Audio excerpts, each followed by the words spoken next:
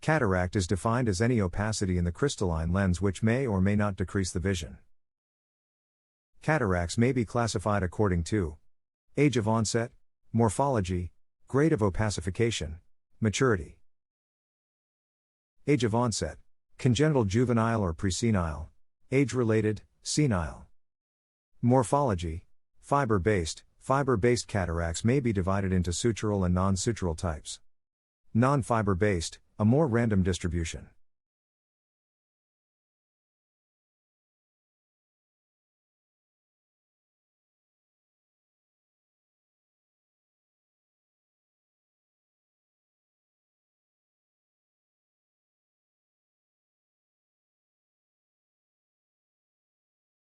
Maturity of cataract: immature. Opacification is incomplete. Mature. Opacification is total. Hypermature. Lysis of cortex results in shrinkage, seen clinically as wrinkling of the capsule. Morgagnian. Liquefaction of cortex allows the harder nucleus to drop inferiorly, but still within the capsule.